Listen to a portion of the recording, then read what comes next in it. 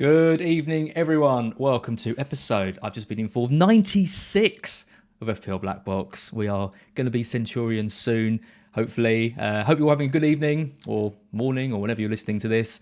I'm Az and I'm joined by Mr. Mark Southerns, who's back and looking a little bit more sprightly than last week. Good evening. How are you, Az? You doing all right? I'm doing all right. Yeah, you look well. I thought I'd ask you for once. Yeah, I'm all right. I mean,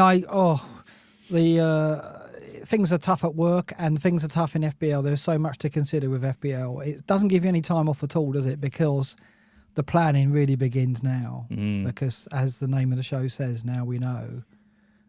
We certainly do. We don't know everything, but we know enough where we can do an incredible amount of planning now, which is probably going to be the bulk of this show, right? Ironically, the one thing we don't know is the man in the thumbnail, which is when this ban of Ivan Toney's is going to come in. Did you see that his initials spell out I bet? I did see that. There's much merriment made of that. I'm sure he gets sick of people DMing him about that on Instagram and stuff. That is a remarkable coincidence, though, isn't it? You got to say. Yeah, anyway, absolutely crazy. We're going to be talking about loads of different stuff today. It is wildcard frenzy at the moment. You and I, we're a bit shell-shocked, aren't we? I am. I mean, I get it now. Like, I needed to... the thing is, as we'll see, and as I'll mention probably more than once, I kind of set my team up to try and get through this period without having to do any chips at all. And then I saw everybody kind of scrambling for the wild card, and even Mr. Crellin going, "Oh, this means that chips earlier is the way to go."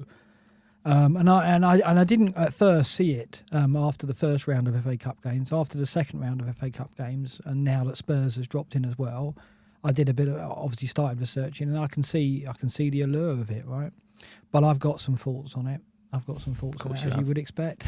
So we'll get to that. Yeah, so have I.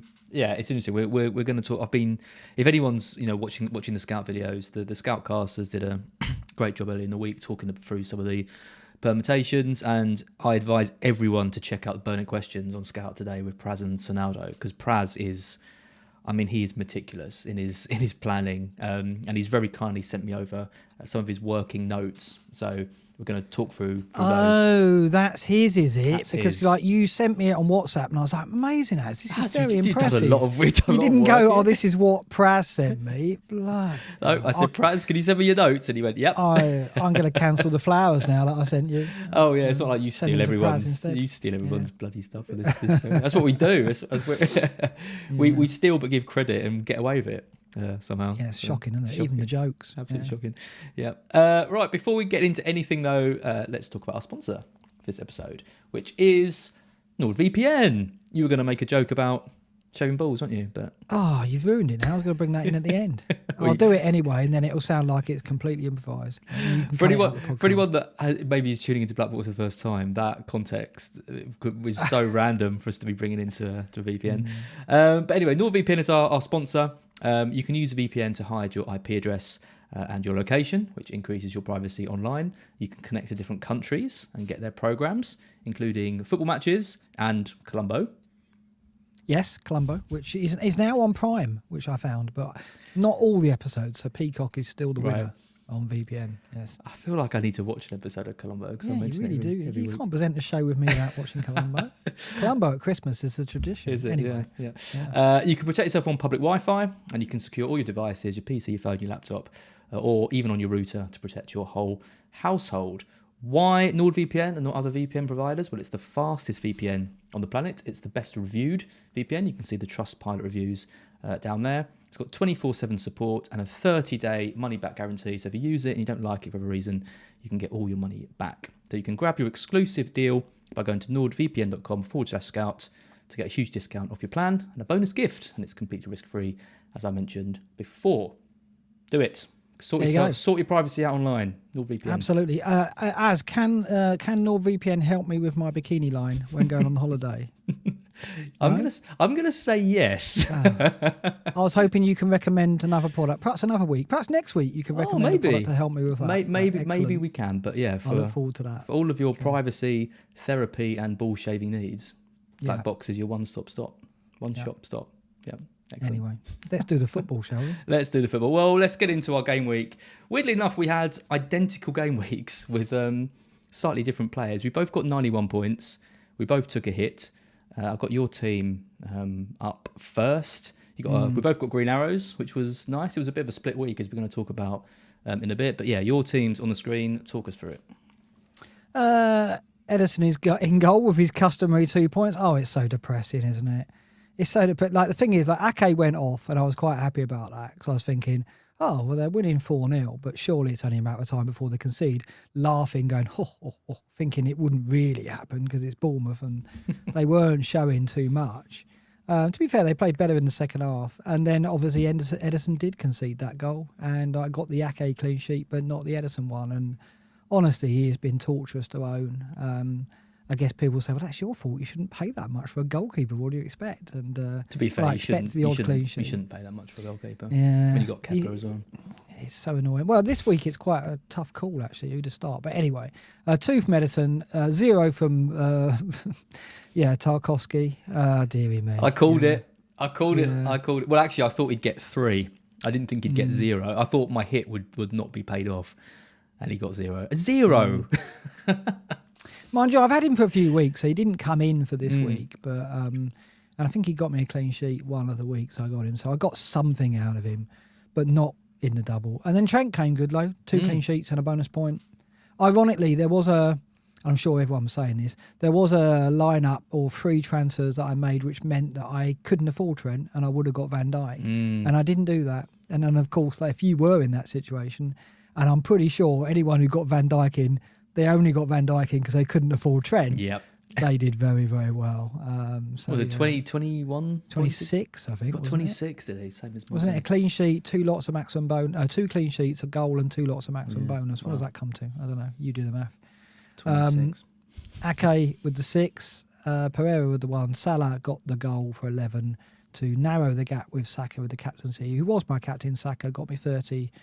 Odegaard got the 11, which is all right. Haaland with the 10 to help those who didn't have either Salah or Saka. So it's pretty close between all the captains this week, wasn't it? It was basically, it panned out how we wanted. We said it would be cruel if it was extreme, and it wasn't. The gap was, 4 points, 5 points between Salah and Saka, and 6 to Haaland and Saka, so not disastrous. Then Eddie got me the 5, and then Brennan just the 2. But I bought Brennan for this week, home to Everton. I fancy him there, so that's all right. 91, a green arrow for me, up about 100k places to 1.29. All right, not great, but a lot greater than it was about a month ago when I was 4 million in the world. So I've got to pat myself on the back and look at the fact I've got 4 green arrows and 5 and try and plan now for what's coming. Yeah, I mean, quite a few people are saying, with the way the FA Cup fixtures have gone, we're not going to get too many big double game weeks, which means probably less explosive rank jumps. And a lot of people went hard on Liverpool this week. So you had your 2 Liverpool.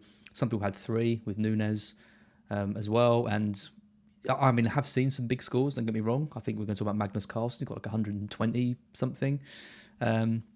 Massive, but I think a lot of people will be a bit disappointed the amount of eggs they had in different baskets. I mean, Arsenal delivered, obviously, but if you went for like a McNeil or a Mopé or Tarkovsky, you've got absolutely nothing. None of the Wolves players got anything.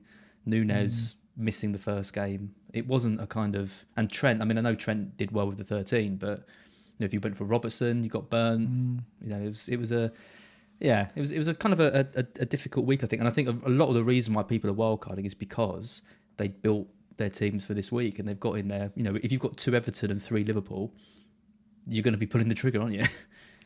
Yeah, I think if you went to the fringe players, though, I wouldn't say Darwin was. He was definitely in the right at the front of the queue of double game week players to consider. But Robertson was on the fringe, really, wasn't he? And certainly, if you went McNeil, Mopé, one of the Wolves defenders, you knew you were fishing in the shallow waters, really, weren't you? So you can't really blame if you drew up a little tinker, basically. Is it a tinker? Is that what you call it, a little fish?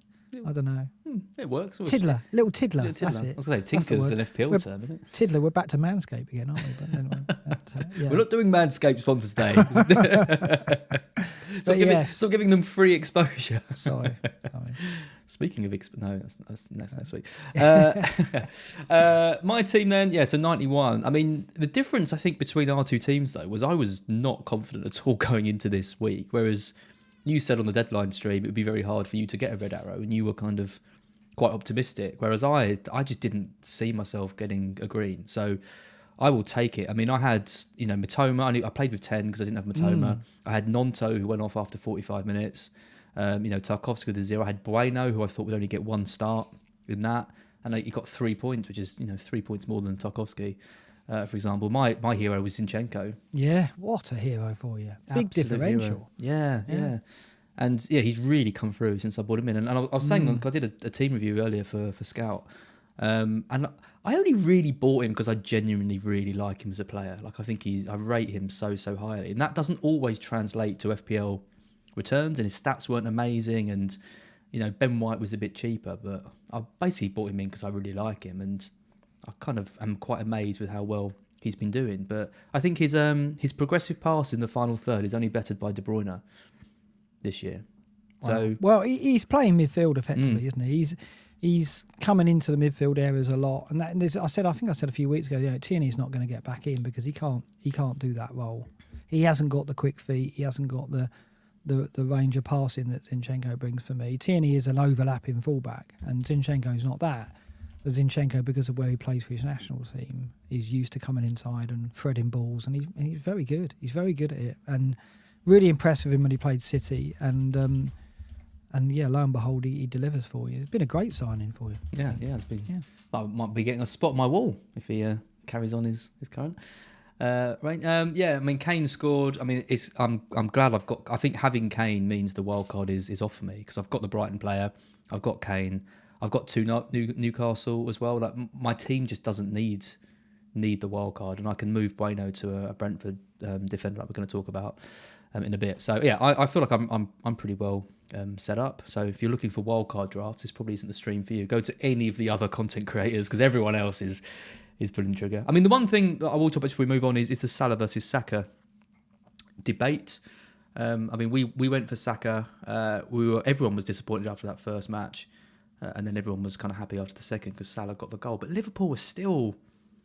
Salah is still labouring, isn't it? I mean, you last year, a double game week for Salah, you'd be expecting 20 plus points, and there wasn't really a huge amount of confidence in him going forward, and people had already written him off 20 minutes before the end of the match.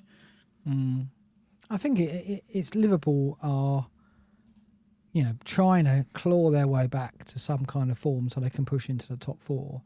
I think they got the win, they got another clean sheet, and they are in range of the top 4 now, mainly because teams have faltered a bit and given them a chance to catch up. They've got games in hand. I do think that it could go either way. We could see the malaise continuing and Salah to not be a good asset and not to represent value. But the flip side of that is it could go the other way. And now that Jota and Fabinho are back and finding fitness and they get injuries back in other areas, certainly we've seen the defence maybe show signs of improvement with the clean sheets. I think it would be unwise to write them off. I'm kind of probably going to stick with them. Like you, I'm probably not going to wildcard this week and go into 26 with probably Salah against Man United, but he's at Anfield. And I think that game at Anfield means a lot to Liverpool supporters. I don't see them rolling over and letting Ten Hag tickle their belly. It's not going to happen. They're going to put a fight up, I think. So I don't mind owning Salah going into that game. I know a lot of people are going, you got a wild card. One of the reasons is you can clear your Liverpool out. And I'm like, okay. But, I don't know. There's still a good team in there. It just isn't clicking. But I'm gonna give them a bit more time. Tinker, Tiddler and Tinker. I haven't said Tinker. Yeah. Tinker, did I? You called the fishes Tinker originally. And then you went for Tiddler. And now you've said... Now I've said what? Tickle? I've said Tickle. Tickle, Tickle, that's it. Yeah. It's nice. There's a podcast episode coming with a good name. Let's have a look at the great and the good. Yeah, this is what I mean about a polarising week. I mean, FPL Harry, Ben Crellin and Finsley, who are having such good seasons, all saw red arrows this week. All went for Salah captain. The majority went for Salah captain. I was a bit surprised by this. There was only you, me, Savanish Singh, Neil, Magnus and FPL General who went for Saka. Well, there's a pattern there, as in all the managers doing well in the top 250k all went Salah.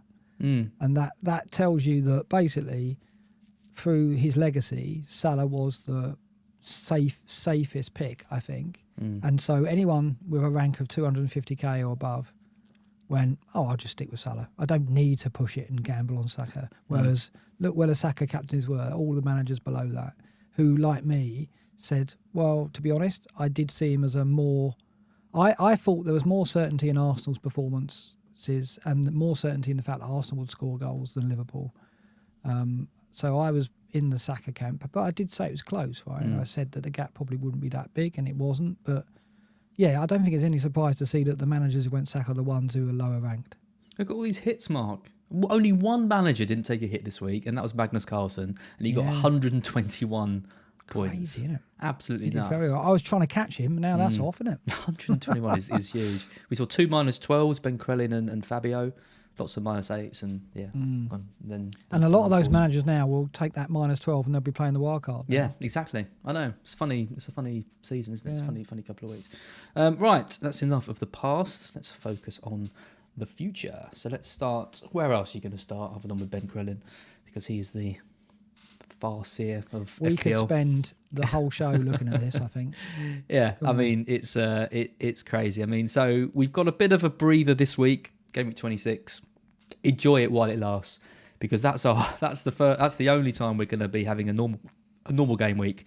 Because 27 we got the doubles, 28 we got the blank, 29 we have confirmed the biggest double between now and the end of the season, and then it's a potential double, a potential blank, and then a load more doubles potentially coming before the end of the season. So it's going to get pretty intense quite quickly. So. Yeah, I mean, we could talk about this all day. I mean, I'm going to talk about some chip strategies because that is kind of where people are going. But yeah, when you're making your transfers, obviously, you're not just making them with 26 in mind. You need to start thinking about the future. And that is why so many wildcards are being deployed. It is. And I was looking at this before this game week was played out. And I looked at 29 and thought, you know what, I can probably have a full team of doublers, or maybe just 10, but the 11th will be a Saka or a Haaland.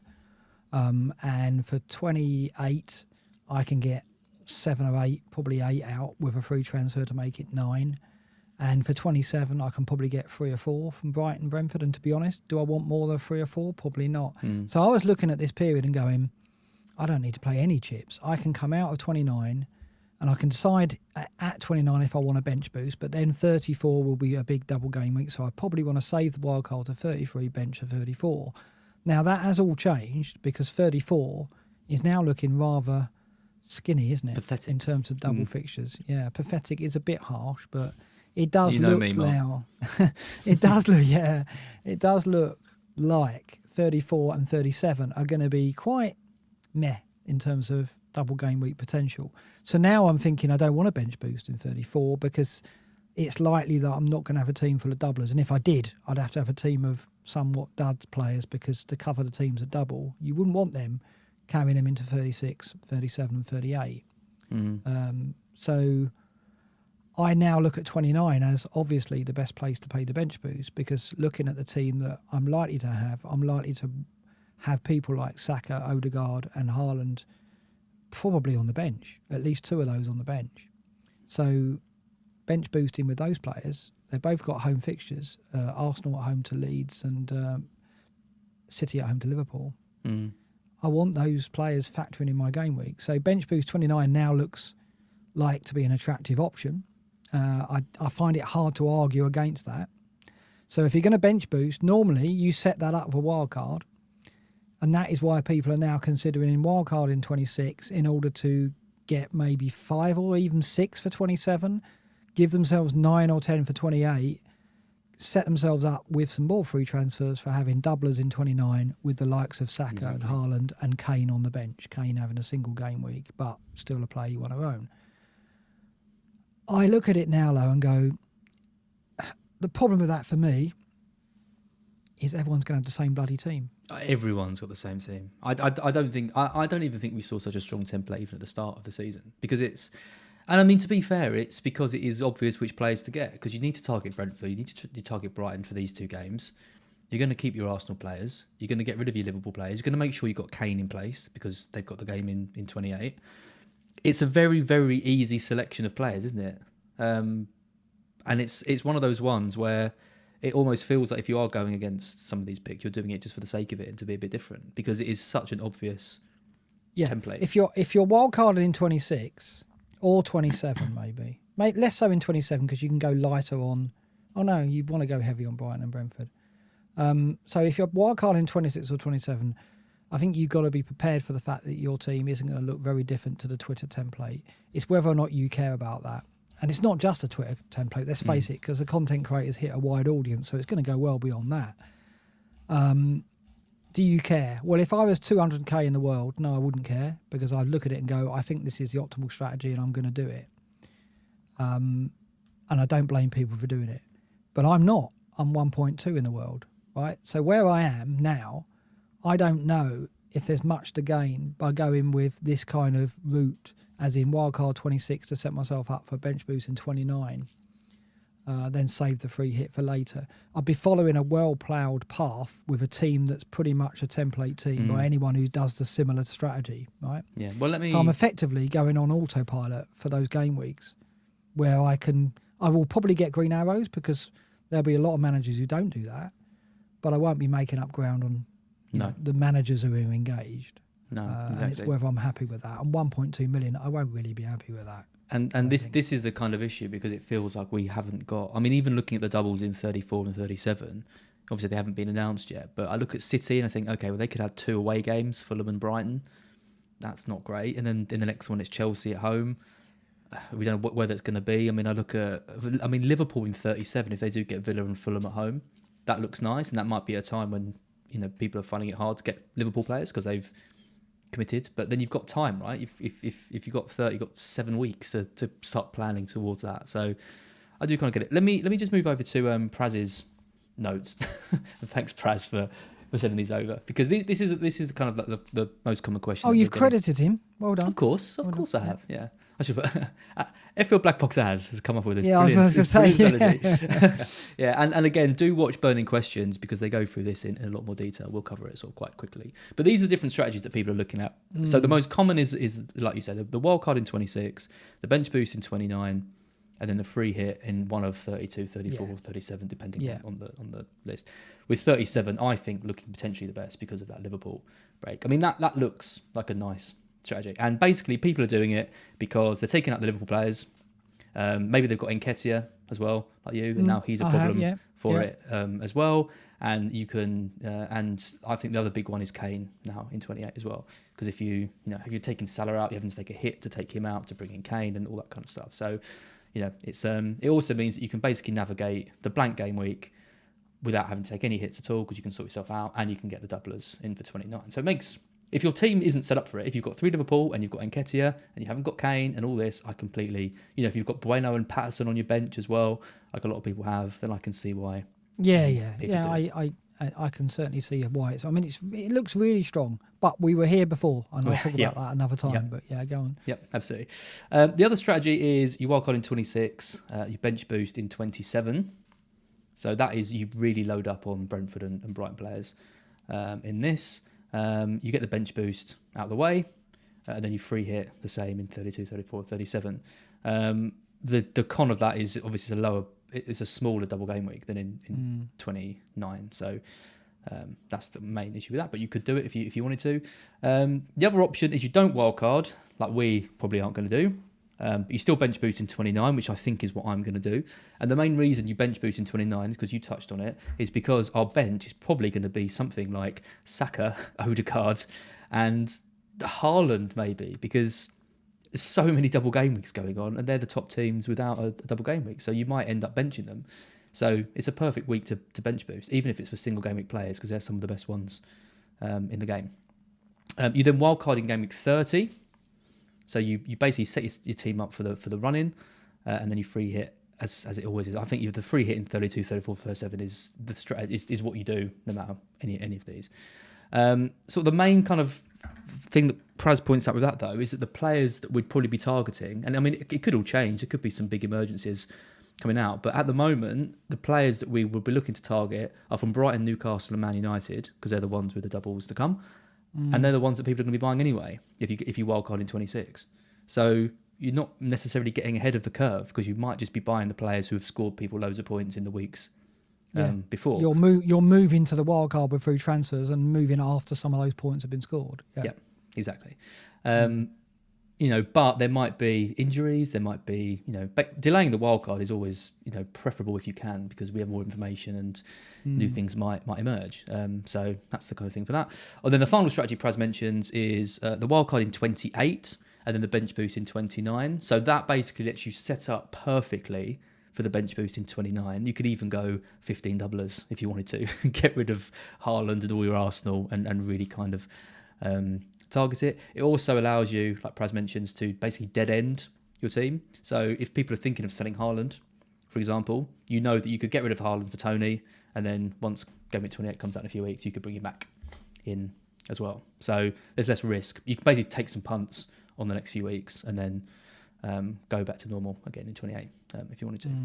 So they're the kind of four main strategies. Obviously, this is dependent on if you've got all of your chips. Obviously, there's different things you can do if haven't got chips. And Praz and Snallow do cover that in Burning Questions. So go and watch that video. If maybe you've already used your wildcard or your bench boost, all that, go check out that video because they touch on all that. But if you've got your chips, they're the four main strategies. And thanks to Praz for saying that. Yeah, I'm not thinking of doing any of those at the moment, right now. No? Well, it's very open to me. And I notice a lot of people saying in the chat saying, oh, you're mad if you think that the million managers ahead of you are going to do the Twitter template stuff. I agree. But and I probably would make up ground by doing the same as been dictated by a lot of the content creators and a lot of the Twitter talk now. If I do follow that path, I will probably make up ground. But I'll feel like I'm coasting and almost on rails till, game week 30. And that, it just doesn't, as someone who wants to enjoy playing the game, it doesn't sit well with me to just follow that path and settle for it before. I just want to investigate if there's other alternatives there. Where I'm ranked, I don't want to be going, oh, okay, well, I'll just do what the content creators are telling me. It does look like the best idea. Go with that blindly, and then I'll turn myself on again and start paying attention in game week 30 when I've got decisions to make, because until then, all my decisions are made. And yes, there'll be some variation between the teams, I'm sure. But I think, like you said, there is a really strong template. I saw Raptor put out a template of this is the teams your wildcard will be made up of. And I'm sure today, him and others have done a video about the players that's made up of. So I think it is quite rigid, and it's whether or not you're going to enjoy playing like that, or whether or not you even care that you enjoy playing like that. You're all about just getting the points, and you think that's the best route to the points. Fair enough, I totally understand. That's just not me. For me, I want to think, well, I want to get a bit more out of the next 3 or 4 game weeks, and even if it means I won't do as well, at least I'm going to try. I mean, that's my mentality at the moment. I don't want to come out of game week 30 with a very similar team to everybody that I see in the community and everyone that I see on content creators. This program or this show won't be as good if my team looks the same as yours and every other content creator either, will it? So, I'm just not convinced that the players that people are wildcarding for are needed, because Raptor pinned his game week 26 wildcard, which is 3 Brentford, 3 Brighton, 2 Arsenal, 2 Newcastle.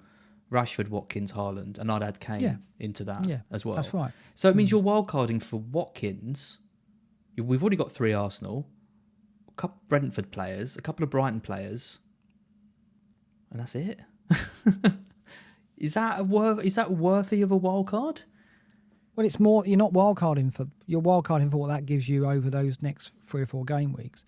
And we were in this exact place last season, and I went for it. I went for what was kind of pushed as this is the master plan, and then I think in that instance one of the double game weeks didn't drop in, and it kind of untangled, and then it turned out looking back that I shouldn't have gone with that, and I think I got stung because a Salah free hit came in for those who didn't do it, and then they could free hit him in. So that went badly, and perhaps it won't this time. But when that happened, I did say to myself, I'm not going to get on board with a strategy which has these 3 or 4 game weeks linked, and you do this in that week in order to prepare for that in this week, in order to play that chip in that week, because I know that can soon disintegrate. And the thing is, if you commit to the wildcard in 26, you've signed up to bench boost in 29 for sure, because otherwise, why have you wildcarded in 26? You're not going to get to 29 and go, I'm not going to play the bench boost now. You've signed up for it. So I'm sure it's very likely it'll work out, but I just want to check in and really investigate this before I commit to it, because I don't know. I know that people saying, "Oh, you're just being different for different sake," but that's an element of enjoy. You want to try things out differently to everybody else, so that's part of the enjoyment for the game. If I said to you, "Az, can you pick my team for 5 weeks?" What enjoyment would I have for those 5 weeks? I might get more points, but am I personally going to enjoy that experience? My point is, last year, when people were wildcarding around when you did, you were making 6, 7, 8 changes to your team. Whereas I think there's still a very, very strong template at the moment anyway, which is Kepa, your 3 Arsenal, Rashford, Kane, and at least 1 Newcastle player anyway. Yeah. And then I mean, I've got everyone apart from Kane. And then I think most of us have got either one Brighton or Brentford player in place anyway. A lot of people have got Tony, a lot of people have got, Matoma or March or all that. So that's what 7 or 8 of your 11 sorted anyway. So you're wildcarding for 3 starters. And I mean, okay, and a potential bigger bench boost in 29, but we've got time to get to that. Yeah, I looked at it, and by not wildcarding, I will probably only have 3 or possibly 4 in 27. But I think 3 or 4 is probably the maximum I want to go to anyway. I don't really want 5 or 6 Brentford and Brighton players. I'm not convinced that's going to be the. That's right what I mean. That's the way people are going. They're going 6 from that team. That's a big. Are they? Well, I'd say you're probably getting 2 from Brentford, 1 defender and Tony, and then 3 from Brighton. Yeah. Yeah, that's probably overkill by 1. I mean, 4 looks all right. You're only going 1 over, and then obviously you'll set it up. They're probably going to have 10 or even maybe 11 in 28. And then they'll have all doublers in the 11 for 29 and probably 3 single game weekers on the bench, or maybe even 1 doubler on the bench as well, right? Now, I can get to something very close to that for about a -8. So is the wild card worth a -8? It's probably worth more than 8, isn't it? I mean, so that's why I'm looking at it and thinking. Well, Cole Croft says quit the whining, which is very useful. But Kamzi says later down the line, when are we going to wildcard? Because we're never going to change half our team. We're engaged managers, so we're never too far off, which is a really good point. And I do think that plays into people's decisions. In some ways, it's just nice to get rid of it. Isn't it? Yeah. And that counters your point, doesn't it? About we're only changing it for this many players. Yeah. So what? Does it matter? Yeah. No, good point. Anyway, that's the chip strategy as well. I think, I think what is clear to me though is I think people who have their 3 chips left, the majority of people are going to be free hitting in 37. I think that looks the best one, or one of the other ones. And the bench boost in 29 just looks absolutely ideal. And then it's just whether you play the wild card before or after that. So all these chips, all the kind of the weight we have for these chips, then everyone's going to be using them basically exactly the same time anyway. So yeah, and it's just so funny though how these plans just look so great, and then you just know that something's going to unravel, like a key injury or something, and then the bench boost doesn't look as good. I don't know, and I really am torn between like going with it and just giving in to the kind of swell of opinion that this is the right way to go. And then and settling on the fact that my team is going to look very similar to all the teams that I see on Twitter. And is that a bad thing? Maybe not. But part of me just goes, oh, do I really want that? Is that really going to be fun to see that, I've got 4 points more or 4 points less than everybody else on Twitter? Does it matter, though? Probably not if I'm gaining rank. But I don't know. It's not why I play the game. I don't... FPL doesn't sit right for me. FPL Scope says, didn't Mark go different earlier in the season, end up 5 million more? No, I totally agree, but it's a real internal battle that I'm going through. In that, shouldn't I just be happy just to follow everybody else?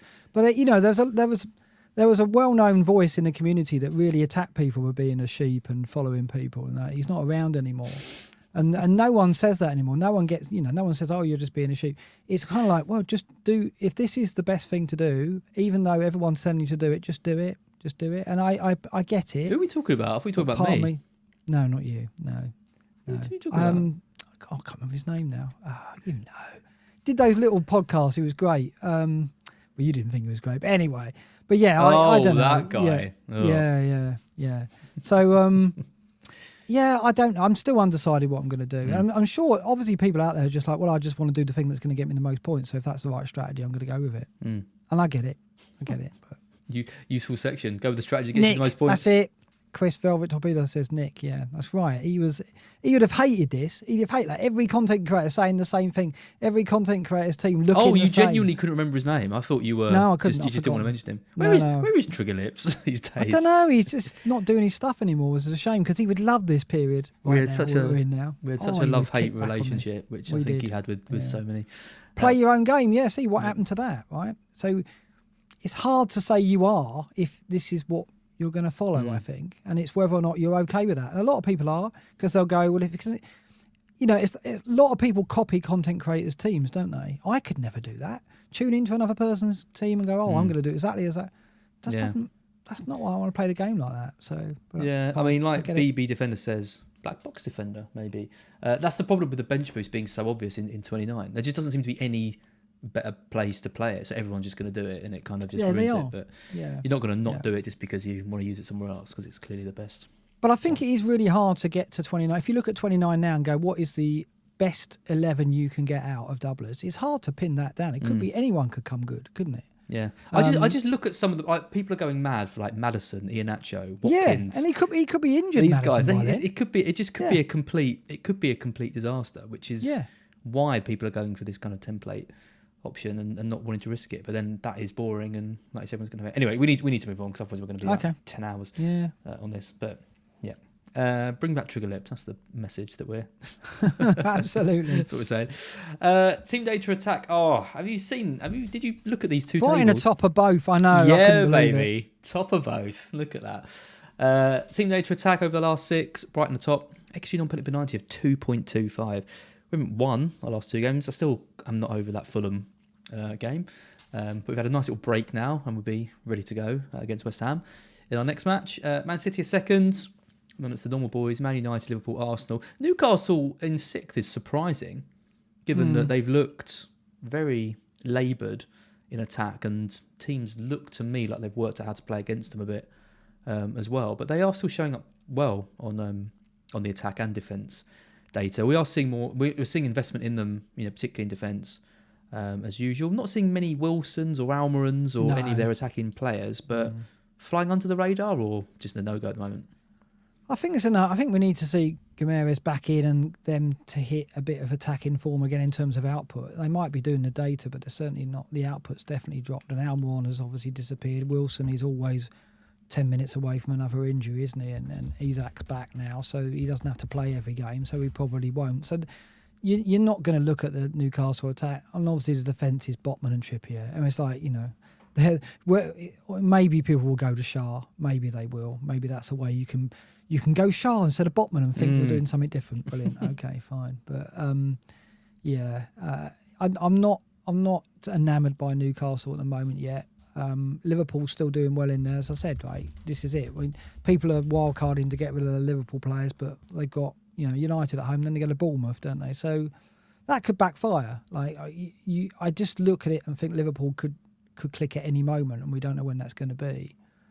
We saw them struggle that season. Was it last season they struggled? Then they went and scored. They went and routed Crystal Palace at Selhurst Park. That could happen again. They could go and get 6 at Bournemouth or something. You wouldn't put it past them. But it hasn't happened yet. But Brighton to be top. I mean, did you ever see the data? I mean, their data was always good without any output. But look at this, 4 big chances a game. Crazy, isn't it? It is absolutely nuts. Yeah, I don't know what has happened. I mean, we have gone back to not scoring them. But at the same time, it's just very encouraging, isn't it? Have you seen Chelsea after De Zerbi? That's the rumours going around. Are they? Oh, they're happy with Potter, surely. Revolving door. Be hilarious they go and nick De Zerbi as well. Oh my God, can you imagine? Get that Potter back, it's all right. Speaking of Chelsea, they are 10th on this list. Investment in the likes of Felix has definitely been tempered. I read that Madrid have scored more goals this year in England than Chelsea. Wow. And I also read that Chelsea are the lowest scoring team in English football since January. In all leagues. In all the English leagues. It's crazy what's happened to them, isn't it? And I don't, unlike Liverpool, I don't see them flicking a switch and suddenly snapping out of it. I just don't. I don't see how he can survive that job. I really, the fans are so turned against him. I've never seen anything like it. They absolutely despise him, and I just don't think he's got the know-how to how to get these players gelling quickly and managing the egos and get everything right. It's a really tough job, though. I mean, they had an influx of players halfway through the season as well. It's like his job looked difficult anyway, and then they go and sign a load of players again in January. Yeah.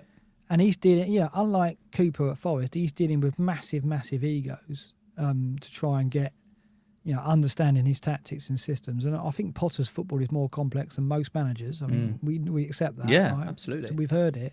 So he's trying to get a complex way of playing into the heads of players that some of them don't speak the language, some of them are new to this country and settling in, and he's under intense pressure to get results. It's really, it's thankless, I think. Yep. So it's no surprise. I just don't see it changing anytime soon either. I don't think, they've got a good double game week in 29. They've got good fixtures, but I don't know if I'll be getting on board Felix or Mount or any. He's got to change the system. He's got to get those wing backs back in. He's got to get James and Chilwell more involved because they're so predictable to play against, and none of them have any chemistry whatsoever. But at least going back to that system would be something they're a little bit more used to, because he's tried to change it, hasn't he, with the back four coming in, and I think he's got to get Aubameyang in the side as well. He's never going to go back to Aubameyang. Yeah, but Havertz isn't good enough.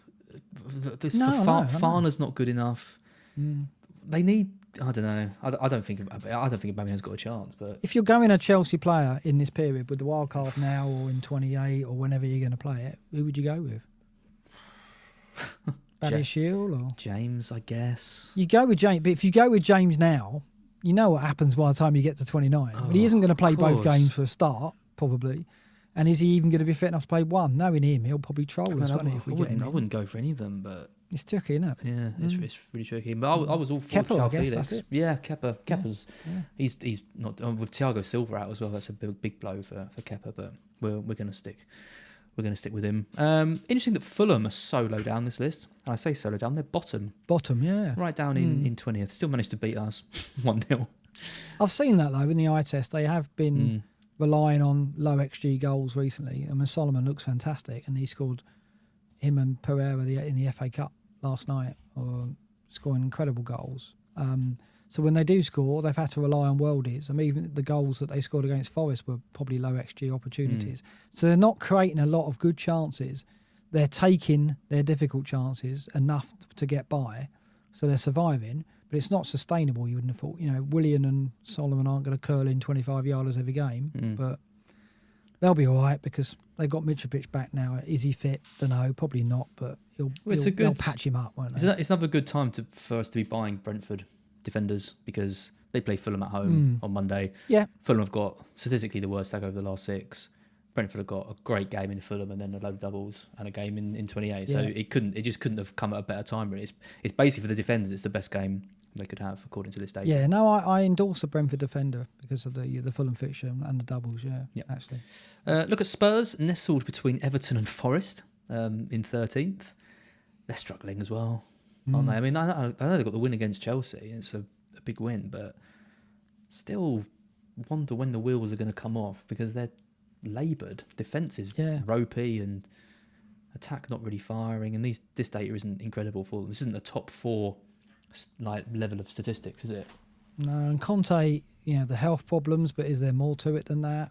It's not a happy ship, is it? Kane continues to wade through that and still get points, but it's not great. It's not great, is it? And there's no, apart from Kane, again, it's very similar to Chelsea. There's not an asset there you would go with any degree of confidence at all. Really good run of games though. They've got Wolves, Forest, Southampton, Everton in the next 4. Okay, no double, but obviously got the game in 28. Emerson Royale.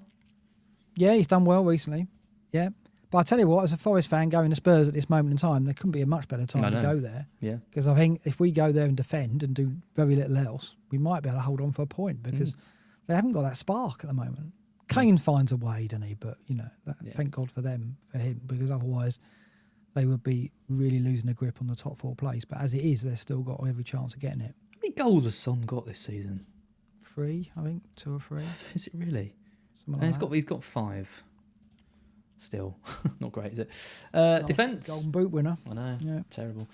Defence. It's us again, right at the top. I can't believe that. 0.86.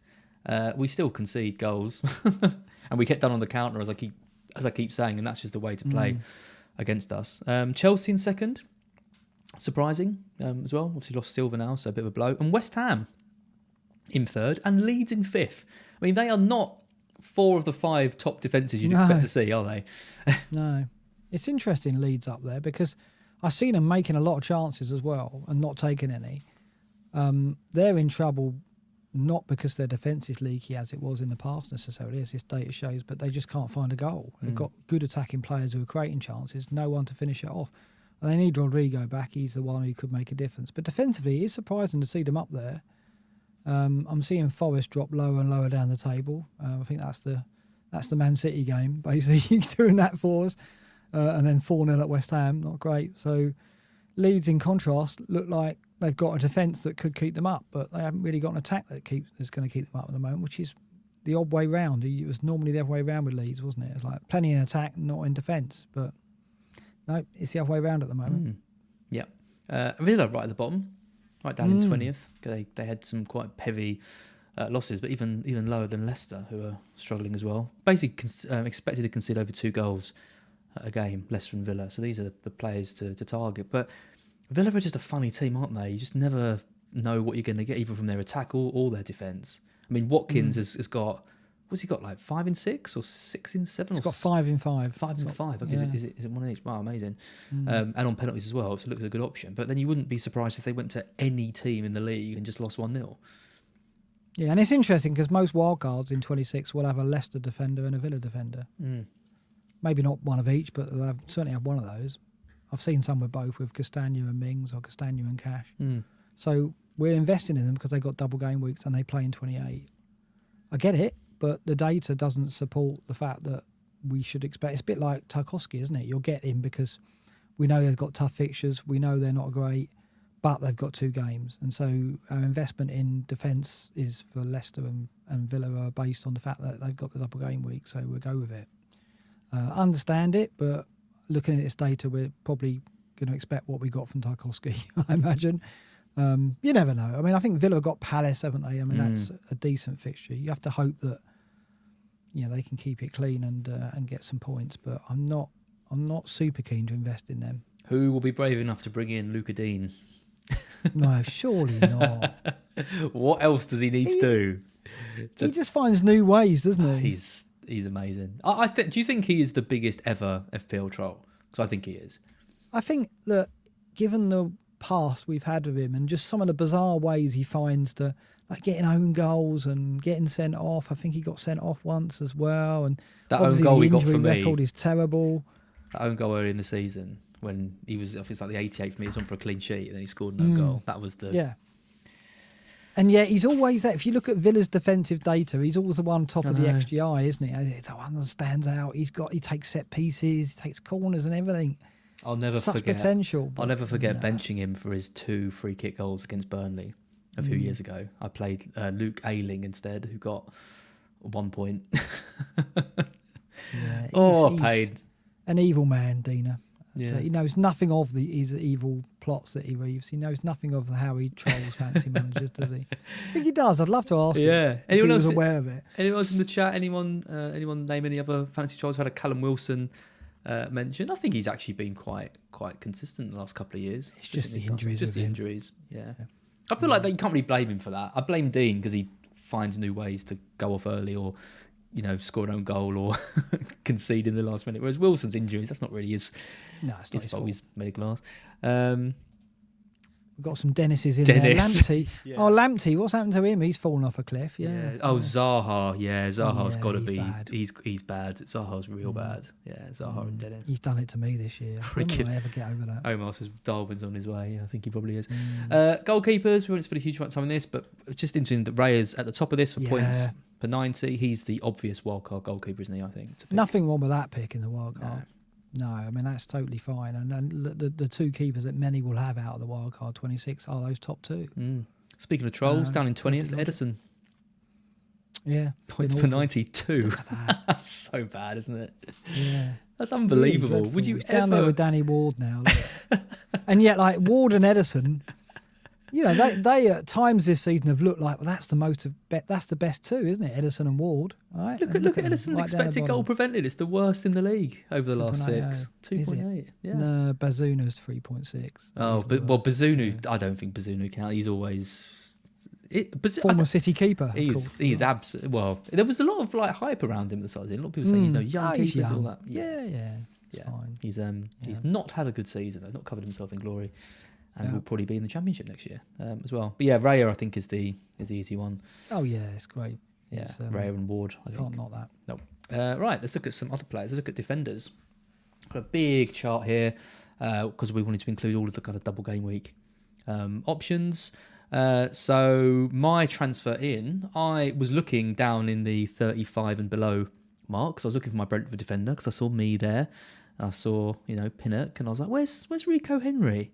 Are you going Rico Henry? I'm going Rico. He's sixth in terms of XGI non-penalty per 90 out of all defenders. Him a lot. Yeah. Nice, isn't it? Yeah, he's in the top 10 for baseline bonus per 90. His points per 90 is 9, which I believe is the highest in all of out of all the players. Or is that Van Dijk? Oh no, it's Van Dijk. Sorry. Yeah. 5.48. Sorry. The chart's too big. I can't even see. I was going to say it's a lot for Henry. He hasn't got too many attacking returns. He had an assist in the last 6, but he's not had a huge amount of returns this season. But I'm about to sneeze. Henry, you like him? I like him a lot. And if I go a Brentford defender, I don't think I'll go with me. I think I would go with Henry.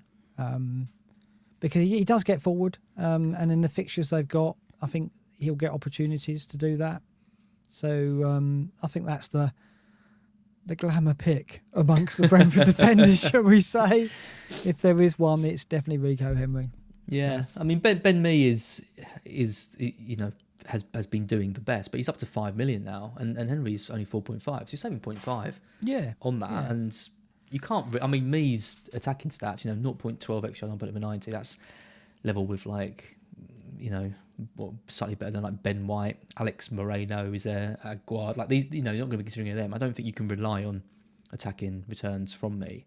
You just get that kind of security. But I think me and Henry are the two most secure, right? Because there's a few other options they've got in kind of other places. So you wouldn't look beyond them, would you? No, I like him there. In terms of Brighton, where's Estupiñán? He's 23rd on the list. We are waiting a little bit, aren't we? Because he's got a bit of an injury. He's yellow flagged at the moment. So we're waiting for the De Zerbi. Is that confirmed as an injury? Because I know he wasn't in the squad for the FA Cup tie. Did De Zerbi actually say he had an injury? He did. Yeah, he did before. I think I might have read somewhere earlier that he said him and March are. Okay, let me just have a quick check to see if. I think they'll be fine for the weekend myself. Just the way he messaged that before the World Cup. For me, it was like, we're taking Estupiñán out of the firing line a bit, giving him a rest. And I think that when you're a manager and you're wanting to rest players for the FA Cup, you kind of have to present a reason why you would do that, because you don't want your fans turning around saying, why are you resting our best players? So you almost want to make an excuse for it and say, oh, they've got a knock and that's why they're... we did it. We've done it this season. Forest have done it this season. I think Gibbs White missed the United second leg and then lo and behold, he turned up again on the Saturday against Leeds. That was no surprise because Cooper rested him for the United game. And if he really wanted to play him, he could have played him. But he said, "Oh no, he's out. He's injured. He's not going to be able to play." Lo and behold, 3 days later he plays. And I think the Estupiñán and March might be a bit of that. As in, De Zerbi was like, "I do want to rest these players, but I don't want to just go. We're going to chuck out of respect to the other team and out of." So that's why I'm thinking. I think if there's still doubts around in his press conference tomorrow, it might be a slightly bigger issue because he's very open, De Zerbi, with his injuries. When Ferguson had that, potentially could have been out for ages. He came and said, "No, he's fine. He's bad, not as bad as we feared." Blah blah blah. So I'm imagining tomorrow he comes and says, "Oh, yeah, Estupiñán and March have shaken off, whatever it was." What a surprise! What a surprise! I agree with you. But if he does say that there is still some doubts around them, then I would take that quite seriously and think maybe there's something a bit wider. So yeah, just something to bear in mind. Webster is the pick of choice according to the XGI every season. Webster comes up, doesn't he? He does. Does he actually have a score for us? He finds a way of reaching the radar somehow. Yeah. He must have got a couple of goals for us, but it can't be many. It's only 2 starts.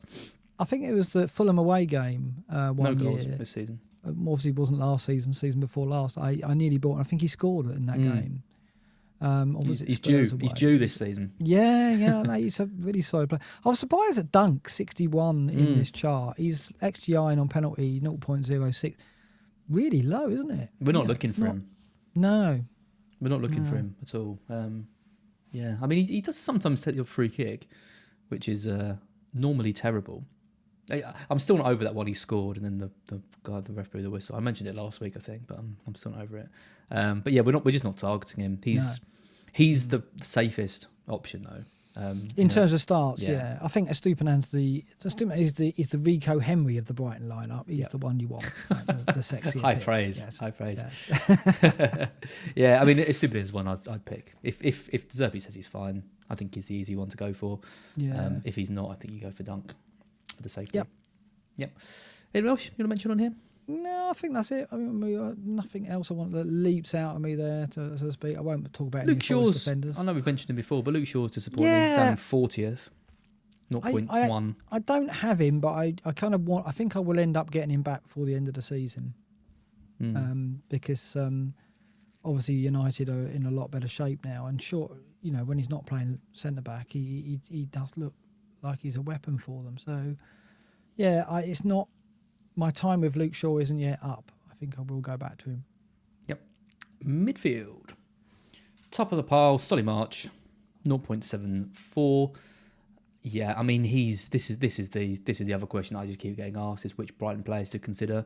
We've got 4 good options: March, McAllister, Matoma, and then Ferguson up top. My answer is there's barely anything to separate March and Matoma. I think they're the 2 best ones for me. Matoma is right down in 37th now. Next year I don't put it behind 0.33, but I test, baby. He's still the one, still looks the most threatening when I see him play. March has got the stats, so pick your poison out of those 2.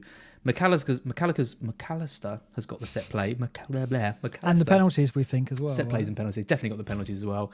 His XGI non-penalty penalty is high at 0.64. I just don't see him as a goal scorer from open play. He hits like a 35, 40-yard screamer. The other thing is, I just think he's a better player in the deep-lying playmaker role. And as you know, I am the manager of Brighton, so I would... Yeah. Favour to you have did him say that De Zerbi looked a bit like you. Almost as if you felt you fancied yourself to try and impersonate him. Yeah. But when he goes to Chelsea, I could just take over a seamless transition of the side. I guess if you can only afford Solly March, you're not going to be totally upset because there's 0.3 difference in it at the moment. I think March is due to go down soon. He's due a drop before the deadline, maybe.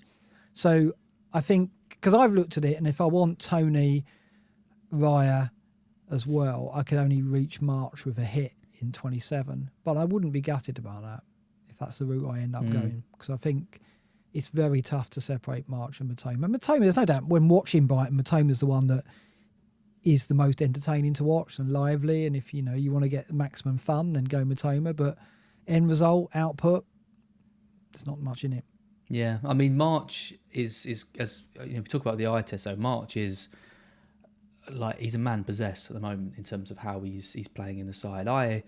I've been critical of him in the past. I didn't really think he was good enough to play for us. My dad's always liked him.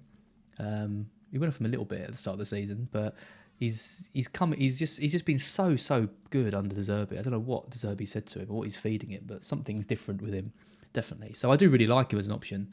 I mean, McAllister's stats are good though. I mean, at 5.4, he's not someone that we should just ignore, and he has got the set pieces and the goals. I just think the goals and assists from open play are much more likely to come from March and Matoma based on what I'm seeing. But he's a differential pick, isn't it? So you can cover Brighton and still feel like you can differentiate your team a little.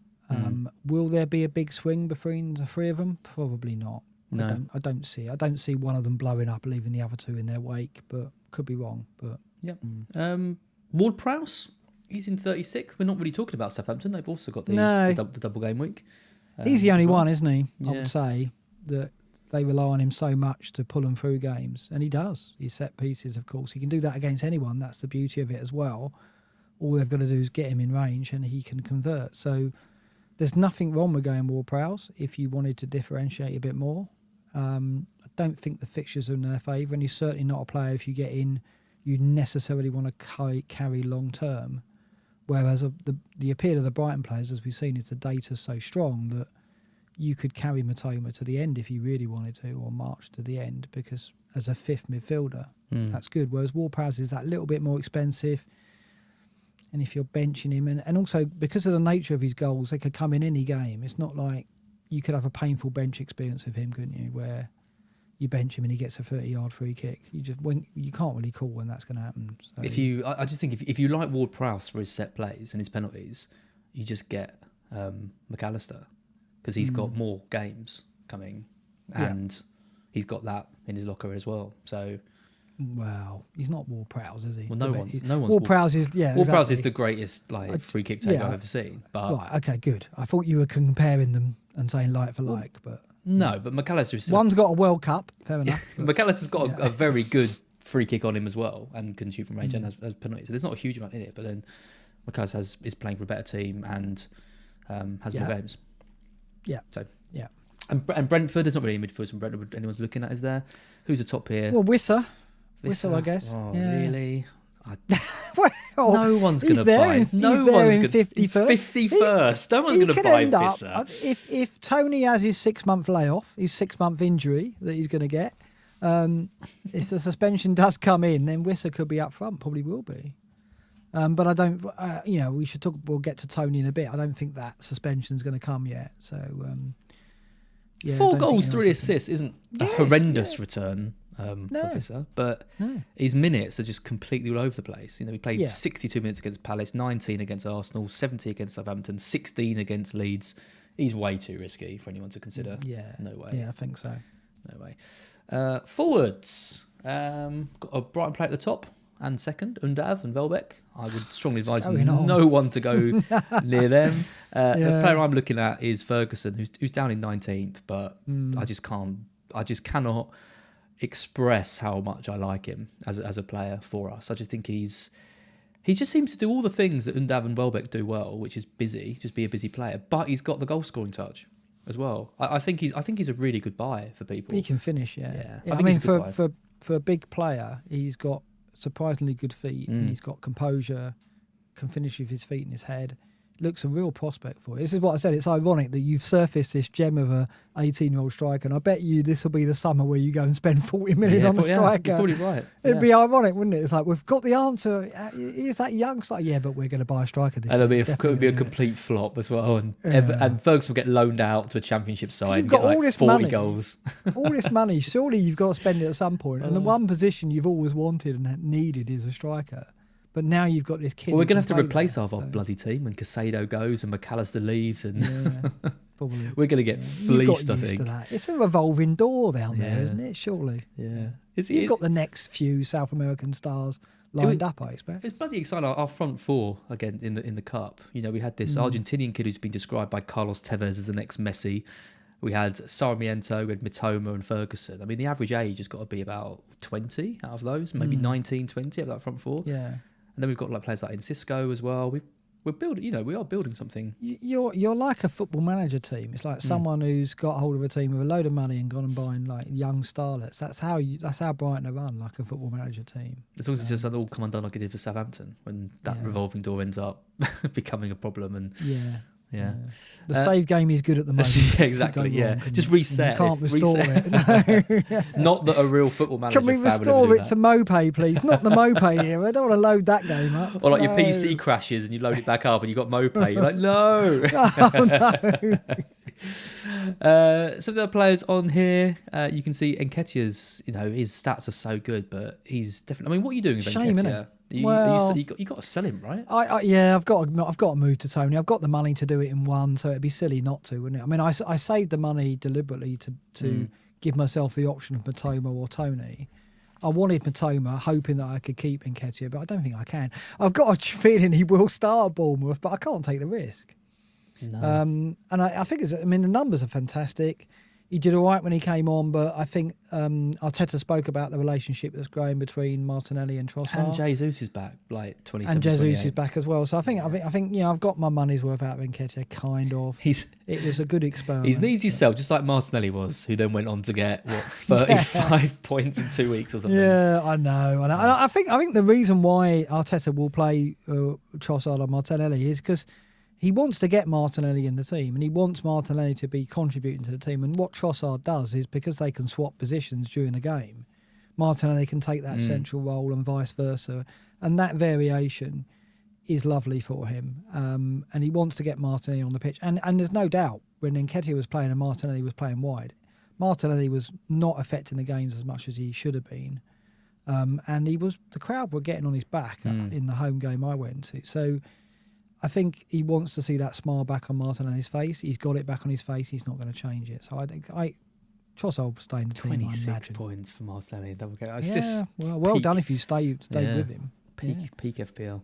Someone else I was going to mention here. Yeah, Tony's down in 13th. Expected goal involvement up at 0.55. We think he's going to be okay for a bit. He's got a hearing date set in April. We've had a bit of a precedent with this in the past when Barton pleaded guilty to gambling charges and was given. It was a few months until he was eventually banned, which ended his career essentially before he went to Fleetwood as manager. But I think something similar is going to happen with Tony. It's not going to be an immediate ban for him. No. You're going to get until April, mid-April, I think, from him. And it's whether or not it affects him in any way, but it could be a positive. He could even use it as something to fuel him. I just don't think it's going to be it's not going to be in the back of his mind. Oh no, I'm going to miss this chance because I've got a betting scandal. But obviously crowds and players have been easy. He'll be getting DMs every minute of the day and all that. Psychologically, is it going to build up? Probably be fine. He'll feed on it. He'll feed. He loves it. I mean, look at the way he takes penalties as well.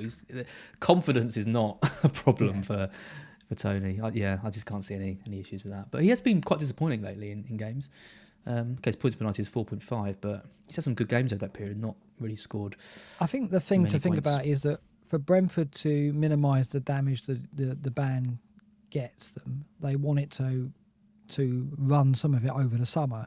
So it's in their interest now to get him banned onto the suspension now. But it is, because they want him for next season, and they don't want it to run into next season very much. So the earlier he gets starting the ban, the better for them. That's the thing to consider. So once the hearing is done, there won't be too much of a delay, maybe. So we have to have an exit plan, don't we? But I think that's part of it. I think. Yep, absolutely. Okay, let's take a look at the transfer algorithm, and credit to @Mikhail Tovkam for this. Follow him on Twitter, because this is a really sort of nice way of just seeing basically teams and their kind of fixtures going forward. And it's the number of fixtures per game week.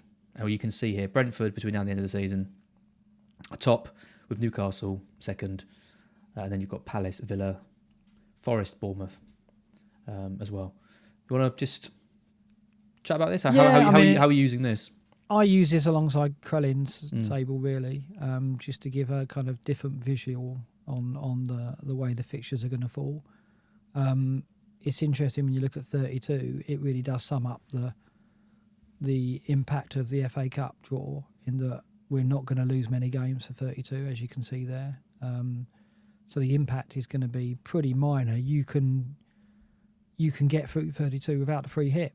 And that was the other thing, that I was thinking that I will save the free hit and not play it, come out of this period and have it ready for 32. But now I look at it and think, probably won't need it, because I can use free transfers to get through that, like everybody else, like the wildcard 26 crowd will do.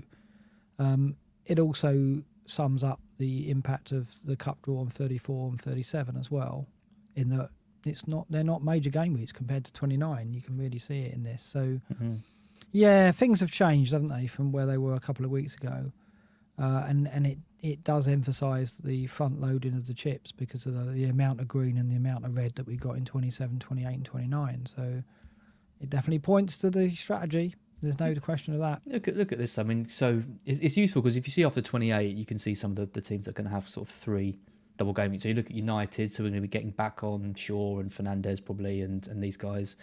as well. Brighton have got 5 double game weeks between now and the end of the season, which is what makes them that's crazy. So incredibly attractive. Liverpool will have potentially 3 double game weeks as well between now and the end of the season too. So yeah, I mean, there's still decent teams with decent opportunities, to go. So yeah, keep your eye as always on Ben Crellin and Mikhail Tovkum stuff to see which players. That's interesting about Brighton and United. I think Praz pulled it out in the table that you showed earlier. That if you don't go this wild card route, what is there to gain by not doing it and wild carding later to players that are already in those wild card teams? So you'll be wild carding. I look at this and think, if I don't use the wild card now, when do I use it? Okay, I can use it to prepare for 34 and 37, but the players I'm bringing in are likely going to be Brighton and Man United players because they've got 2 doubles. But they will be the players that people have already got who have wild in 26, 27 or 28. So we're going to have to go triple West Ham, Mark. That'll show them. Yeah, you're not going to want to do that. So everything points to playing the wild card in one of these next 3 weeks. And it's, and there's still people in the chat having a go at me. I'm just, I'm just resistant to towing the line. It just doesn't feel like what you want. Like, you don't buy a video game and then get somebody else to sit there and you watch them play it. And that's what it feels like, isn't it? You want to experience it. You want to make the decisions. You want to live and die by those decisions. You don't want to just adopt a strategy that a content creator has told you to do, pick very similar players to everybody else, and then sit back and let it unfold. It's not an interactive experience with the game. And I probably will do it because it really does look like the obvious thing to do, but it's you probably will do it. Doesn't feel right, does it? Here we go. Well, it's true, because the more you look at the evidence, the more you look at this, the more you think, that is the sensible tactic. It might not work out. It's just that real lack of the lack of things you really want to attack after game week 29. That's kind of what gets me. Because it like Fraser said, it's Brighton United who you can have anyway, as you've just mentioned, and then West Ham. Yeah. So what are you saving for? Yeah, totally. Double game week players since the restart as well. So just a kind of a bit of a cheat sheet to help you. Again, sorted by XGI, non-penalty per 90 as well. So these are the players to kind of buy. I mean, we can say what you want about some of these, but you've got Undav and Welbeck at the top. I would not advise buying either of those because they probably won't be starting. Then it's March, 0.67. Then it's Tony, 0.65. It's high.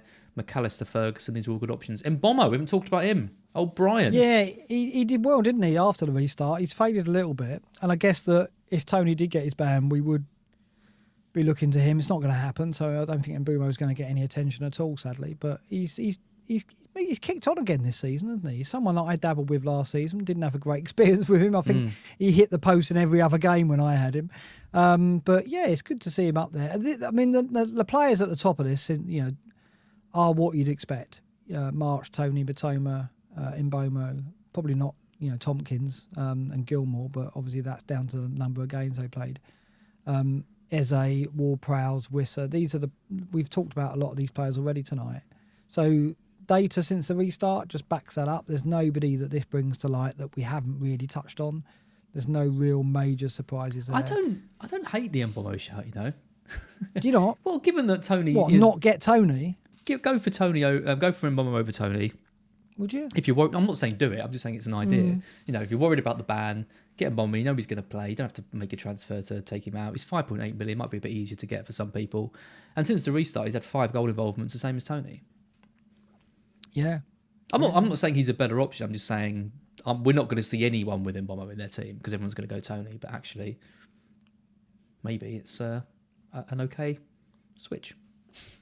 Well, it'd be a brave man to take that on. I think if there was a risk of Tony getting his ban, I would be with you because I think that he will be on the pens, and you would even consider Visser in midfield as well. But now we know it's going to be mid-April probably before anything to worry about. He's not going to get a look in. Wouldn't it be hilarious if he outscores Tony in this run? One team we haven't even talked about at all, and they have a double game that I completely forgot about, is Palace. I hadn't forgotten about them. Hadn't you? Yeah. Well, you look at their players. I mean, God. I mean, Tompkins being top with an XGI non-penalty per 90 of 0.39. sums it up, doesn't it? Well, Since the restart. Zaha 31st as well. Yeah. That sums it up, doesn't it? Yeah, 6 There's starts. just nowhere as to well go. for him. 0.14, 6 starts, 0.14. Just nowhere to go with Palace. Eze, Elise, we hoped they could maybe step up a bit this season, become options for us, but haven't really done it. I mean, they got the clean sheet against Liverpool. Maybe a Tompkins at 3.9 is a shout, but No. does he start? They just don't offer anything. And they've been one of these teams, they're mid-table in the Premier League. They've never really... I mean, I got Zaha after the restart because of the fixtures he had first couple of games. Tompkins doesn't even play. Ignore that. No, he's not even first choice. I mean, It's Gay and they've got Anderson, good... isn't it? They've got some good players, but in fantasy terms, they've been a non-entity this season, haven't they? Really disappointing. It's horrible when you have those teams with just no one that you consider in them. We want like options from every team, at least. Like even Southampton, at least they've got Ward-Prowse that we can talk about a little bit, you know. But yeah, no one from Palace. Okay, predictions. We didn't do them last week. We forgot. Well, I did. Did you? But I didn't check how I did. But I'll keep quiet because I'm still on 53%. Okay, well I'll check, and if you did well, we didn't do predictions last week. And if you didn't, then I'll stick them in. Yeah. But yeah, this is our current standings. You're at 53.2%. Nice. I'm at 46.7%. I've had a better correct score, but there's not much in it between us. 9.6 to your 9.5. Fixtures this week. I always hide yours when I get them, and then I open them as a little treat. When I'm done. We're very similar. Very, very similar. It looks like a fairly easy week to predict for the majority of games, I think, personally. I didn't find these difficult to do, these predictions. Doesn't mean they're right, just logically they look sensible. So Man City Newcastle was the first game. I think 2 months ago I would have thought this would have been a really close game, but Newcastle have definitely been off it, and it's the Etihad. So I've just gone for a 2-0 City. You've gone for a 2-1. You think Ederson clean sheet? Do you? I just put 2-1 because I thought there's no way City keep a clean sheet, is there? I just think Newcastle are struggling a bit. It was a big call, wasn't it? Wilson over Isak in the final. Wilson looked a bit like laboured. They couldn't really get the ball to him. So Maximan came on and was a massive threat as he always is, but they just couldn't seem to turn the ball around. Almiron's not on it. I don't know. They've got Gomeres back, and that was his first game. They're back for a while, so maybe that'll improve them. But I've just gone for quite a comfortable City win in this one. Yep. All right. Arsenal Bournemouth, we've both gone for a 3-0. Routine. Gotta be. If they lose this after their results lately, they'll be absolutely gutted. I'm going to be upset not having 3 Arsenal players in that game because it does look like... it's the plum fixture really at the moment, other than Southampton at home. But Nketiah, that's really annoying with Nketiah having that. Yeah, it's tempting to hold him, but because Tony's there and he's at home to Fulham, I think I've got to make the move. So Villa Palace, we've both gone for a Villa win. I've gone for a 2-1. You've gone for a 2-0. That's the kind of game where I could see Palace nicking it, but logically, just can't see Palace scoring. No, that's the problem. At the moment. And there was a comment in chat about them. I think it's Dean McKennie saying they could easily get dragged into it. Yeah, they totally can. But Forest are a point behind them. So if Forest do beat Everton and Palace don't get anything at Villa, we go 2 points above them. Palace are in it as well then, aren't they? Their fixtures do improve, but are they going to be so low on confidence by the time we get there? They're one of those teams you just don't see where the goals are coming from at the moment. So don't see them scoring there. Villa should win that. Yep. Well, Dean will find ways to troll new investors, I'm sure, when Palace get. He's probably going to be Palace's major threat, isn't he? Brighton West Ham next. I've gone for a 2-1. You've also gone for a 2-1. Yeah, I see West Ham scoring because they're riding the crest of a wave after the 4-0 win, looking a bit more lively in attack. They obviously put up a fight at United in the cup. You didn't see that coming, did you? Bowen, no. 4-0. Antonio should have scored the second chance he got. That may have wrapped it up. So they did have chances to win that game. Bowen hinting at his back to his best near the top of the midfielder rankings I spotted there. Could be an option again for us in the double game week. He's one differential in the double game week you could look at. But Brighton, I think, might nick this. So I've gone 2-1. Yep. Chelsea Leeds. I was interested with this. This was the one that I spent quite a long time on because I thought they could lose 30 seconds. Yeah, well, they could lose this. I thought, but then Leeds in their cup were they had a couple of chances, but to lose 2-0 to Fulham, they had a lot of chances. It was typical Leeds creating chances, can't finish them. Yeah. It's like they're everything but the goal, aren't they? At the moment, Leeds. Yeah. It's just one of those ones where like, surely Chelsea can't lose this game, can they? To Leeds, surely they just win this. Nick, just about, but we fought that against Southampton and they lost that game 1-0, but they had chances in that match. I don't know. I'm backing them just to give Potter a little bit of a stay of execution. Yeah, me too. 1-0. I think they'll nick it 1-0. Yeah. We have got similar scores. Crazy, haven't we? right? both gone for Spurs 2-1 against Wolves. I just think Spurs have got enough to get past Wolves. And again, Wolves haven't really got a major goal threat. They've got nice players and they create things, but they haven't got that finisher. And I think Spurs will have too much. Poor Bueno doing his hamstring. Yeah. 2 starts as well. Yeah. And then he's going to be out for a while, and that gives what's his name? Eight That's him. A chance to get back in. Southampton Leicester. I've gone for a goal fest here. I've gone for 3-2. Leicester. So this isn't the Garden Centre game. No. You haven't got one marked. You know what the Garden Centre game is. Oh, you know. It's coming. I deliberately. Come on, there's only one game this week that's the Garden Centre game. So you've gone what? I've gone 3-1. You've gone 3-2. Yeah, there's surely goals in this one. Goals in this one. Leicester beat them 7-0, didn't they? In that siege, do you remember that? There was a red card. Southampton's defensive data isn't too bad. Actually. No, but they are a bad team in general. Sorry, Lucy. Well, they lost to Grimsby in the cup. He rested players. How can you lose to a League Two team in the quarterfinal as a Premier League side? That's going to impact them. And I get it that he wanted to rest players because it's all about the league effort. But then it has backfired badly because they're going to go into that Leicester game now off the back of. It's not what you want, is it? Maybe it'll work. Maybe the distraction is not what they needed, but no, I think Leicester win. I mean, congratulations to Grimsby, and you're playing us in the semis. They'll have the cods waving the cods about quarters. No, sorry, Haddocks, rather. It's Haddocks. It's Haddocks. Yeah. So it wasn't all quarters. It was the last 16 was there. It's the quarters now. Yeah. Let's go to the semis. Yeah, the Haddocks, or the Tinkers. Yeah, Tiddlers. Yeah. Right. Garden Centre game. Here it comes. It's not. I mean, of course it is. There you go. Oh, the graphic, the oversized graphic. Yeah, you're probably right. I'm going. It's the Garden Centre game. I'm going to this, and I'm nervous. I'm very nervous. The reason why I'm nervous is if we do get the win, we are 8 points above Everton with a game in hand. That's quite a lot. And obviously Southampton and Bournemouth, they could easily get out the bottom 3 and Leeds could catch us. But at the point we're 8 ahead of Everton and we've got a game in hand, that makes me think we should finish above Everton. I would have thought, but we'll have to see. Our away form is terrible, though. I mean, it's shocking. Absolutely shocking. Does Cooper go for it to try and get that thing, or does he play quite conservative just not to lose? Because as long as you don't lose, that's still going to be. We've got to win this. We've got to win this game. No. We can't draw this.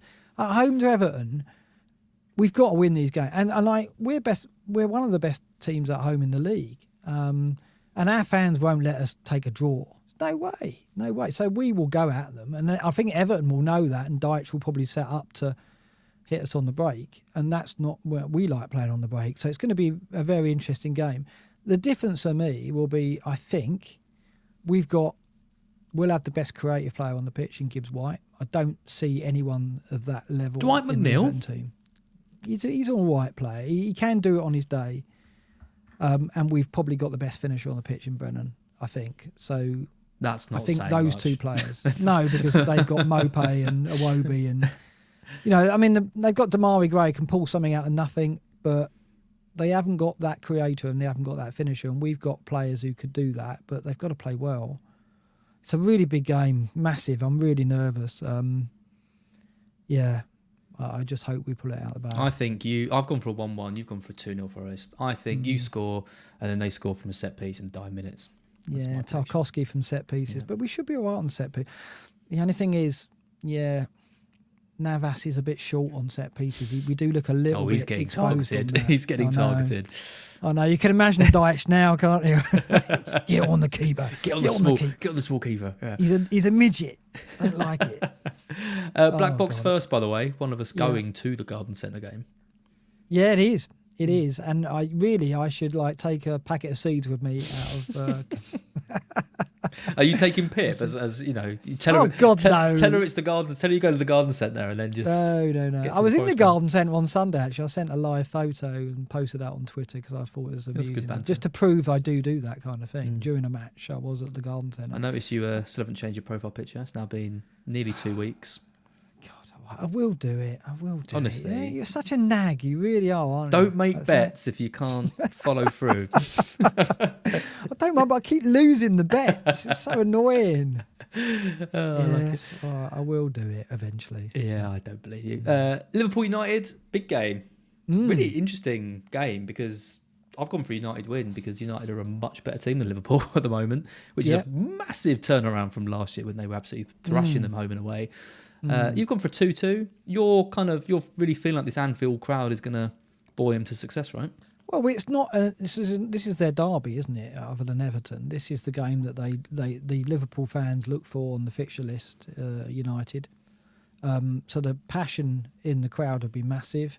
They've got a little bit of momentum now after getting a couple of wins. Not playing well, definitely not playing well, but they've got players back to fitness, and I think Jota and Firmino are getting back to hopefully levels where they can start games.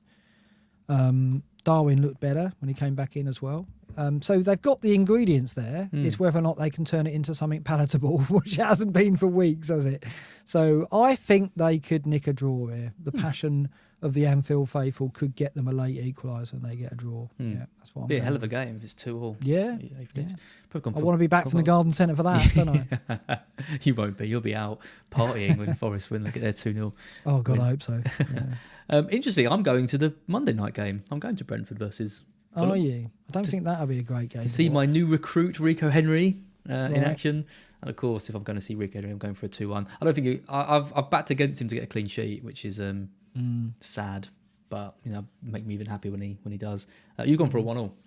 Yeah, I don't see this being an attractive game. 1-1 would be a great result for Brighton. If you could buy conifers and barbecue bricks at 8 o'clock at night, I would do it, but you can't. It's too late. So yeah.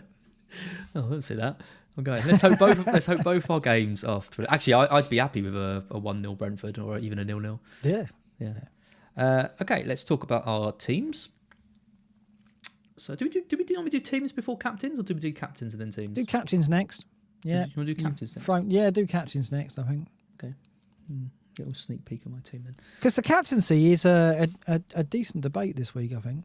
And this is interesting, the matrix going forward, because Haaland, I mean, while I'm moaning about everyone going to have similar teams, the captaincy could be back on the table as something that could separate those teams. I'm not sure what way I'm going to go.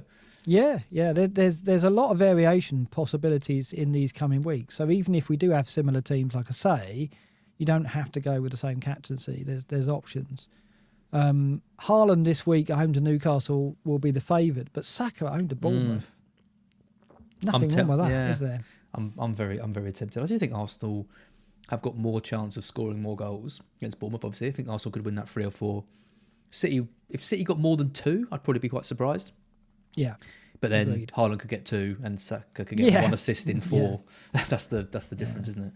Yeah, I guess so. But it's another week where the variation, the alternative to Haaland is not too far behind. It's like the week where Rashford came in. We are starting to see that now. Whereas in the past it's been Haaland by a mile, because why would you go, Kane when he's only getting single figures? This is another week where Saka at home to Bournemouth. I mean, all the models, they're all saying Saka. They're all pointing to Saka. Yeah, they're all back in Saka. So it's not a stretch by any means, and I might well do it. Yeah, I'm sort of, when I put my team in, I was just had it on Haaland as a placeholder, but I'm leaning towards Saka now. I think, just given the amount of goals I think Arsenal could score in that, and like a few people saying in the chat, it's the early kickoff. We never like captaining a player in the early kickoff. No, we don't. No, that is true. It's just a stigma for it, isn't there, basically? But going forward as well, if you look at game week 27 with the double, are you going to go Matoma or are you going to go Tony? I don't know if I'm going to own both. Depends if I wild card or not. I think Tony's probably the favoured captain. Would you say, or would you say Yeah, Mitoma's close. I think Tony's probably the favourite, right? Especially because people are split between March and Mitoma and McAllister as well. I'm probably not going to have Tony for that, and that does worry me. Oh, well, there's Pens as well. And you look at Everton, Southampton, I don't think, Brentford aren't a team that are going to rout them, but I think they could get 2 away games. 3 goals over those games. 2 away games is tougher. Everton at home will, you'd think, put up more of a fight. But yeah, no, I'd go for Tony in that with the Pens, personally. But yeah, I mean, it's only 2 weeks, isn't it, in the next 5 that we're going to be looking at Haaland seriously, which is this week. Yeah, and even in 30, if you look at 30, I think Rashford at home to Everton. I know Haaland is at Southampton, but we know he's not been as devastating in away games. I'm not going to captain Haaland away from home again between now and the end of the season. I don't not when you've got Rashford now, no. Because Rashford is always at home when Haaland's away. So you might as well go Rashford here. Yeah. And then so it's nice, we're seeing a bit of a split, aren't we, between the captaincy, which, I know I was moaning earlier about us all having the same team, but at least the captaincy is gonna keep it spicy. I like that Mitoma captain in 29, though. Brentford at home and Bournemouth away. That's a lovely double for us. Yeah. It's exciting. Now that is nice. He could. Yeah, the captaincy in 29 is tricky, isn't it? Yeah. I've put Rashford just because form, but yeah, well, Rashford would be the most popular for sure. Yeah. That week. Salah's obviously got a double, but it's tricky. City and Chelsea both away. Maddison looks good if he's fit. Palace and Villa. But it's the fitness. You back Maddison, he's going to get injured for the second game, isn't he? I mean, that's the thing with him. It, do you? No. I mean, Bowen would be good if you wildcard nearer 29, you could consider Bowen. So that one of the reasons why you might consider wildcarding in 28 is obviously you'd hope you could be more optimal with your 29 selection, and then you could consider a player like Bowen. You probably wouldn't get Bowen in if you're wildcarding in 26 or 27. You heard it here first. Bowen captain in 29. Yeah, well, Southampton and Newcastle at home are games where West Ham have got to get results. So he's a good differential captain. This week, if you're looking at captains, if you're looking at season data, no surprise, Haaland at the top, Nketiah, De Bruyne, Salah in that order, all with very good season XGI dumping at 90. If we look over the last 6, there's Nketiah at the top, but he's not really a factor for us given he's now potentially out of the team with Trossard there. De Bruyne, interesting one. I mean, everyone's sold him now. This is just the time when he's probably going to start delivering, right? I mean, I don't think anyone's going to be buying him though, are they? No, he's gone to us, and I think Mahrez has killed that, hasn't he? I don't think Mahrez has killed it at all. I think Mahrez is out of the picture now. Foden's coming in and is doing so well. It's just so. It's just transient. so. You just don't know where it's going to go next, do you? I mean, it's just whatever Pep's whims are at the time, and so it does seem that Foden, is probably back in the picture, but I don't know. We just cannot. There's no definites at all. So it's funny, isn't it? Because the defence has been so erratic as well. We're down to just Haaland, aren't we? Yeah, we really are. It's crazy, isn't it? Okay, second best team in the league. Let's give Arsenal the credit. But yeah, there's no one that I'd be considering at all, which is crazy when you think it was Foden, Haaland and Cancelo for so long at the beginning of the season. Kane sort of right down the bottom, but look at the bottom of the last 6 game weeks in terms of all of these like elite captain option players. It's Saka, so he actually has the worst XGI non-penalty per 90 stats of all of seven returns, but 7 returns and pens, and just looks full of. I mean, that shot he hit yesterday with his weaker foot was delightful. Well, he's developing as a finisher, isn't he? I think in previous seasons he missed chances. I think his technique is getting better and better. His composure in front of goal is getting better. He's now looking like he's becoming a composed finisher when he gets opportunities, and that could take him to the next level. I think we spoke in this slot before about, is he ever going to be a 10 million or 11 million heavy hitter with pens? Because he could be. He's got the ingredients, but it's if he starts being ruthless as he's finishing, if he starts being able to threaten 15 goals a season, he's got it in him to do that. He's got 10 so far this season. He could and should hit 15, really, shouldn't he? When you look at it. I mean, his big chance per 90 is second to bottom, only to De Bruyne. His shots in the box, though, out of these players we've listed, is only bettered by Rashford and Nketiah, one of which isn't really an option. So he's still shooting a lot. He's just not getting big chances as regular. Teams are double teaming him as well, aren't they? That's the thing. Like I watched the I watched the Everton game thinking, is he going to get anything here? Because McNeil was tracking back and they're really making sure he isn't a factor. But they, like all, like the Forest defence and any defence that's struggling away from home, they lost concentration and he found a way. Bournemouth at home, you've got to think the same. They're probably going to try and double up on him to try and nullify him, but he'll probably capitalise on a mistake or a bit of lack of concentration and still get something. So many players that can exploit that as well. I mean, Xhaka's doing well in the advanced roles, Zinchenko, Odegaard, obviously, Trossard. They got a real chance of winning the league this year. Surely they're not going to bottle it. I think they're going to do it. I think it'd be fantastic if they win it and Forest stay up, and that'll be. And Brighton get Europe. Come on. Not fussed about that, to be honest. one week I'll catch you in a good mood. Well, the reason why Saka's a good option as well, if you go to the next table and the Bournemouth data, that is where it starts becoming a compelling argument. In that they are, in terms of the last 6 game weeks, XG non-penalty conceded per 91.70, quite a way ahead. Interestingly, United are second in that, which probably endorses the fact that Liverpool should get a goal in that game.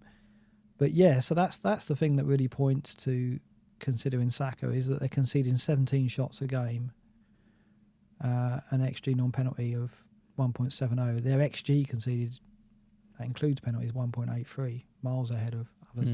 So yeah, the Bournemouth defence should give Arsenal chances. I don't see them being as resolute as the Dyche team was, and obviously they beat Everton 4-0. So we'll see.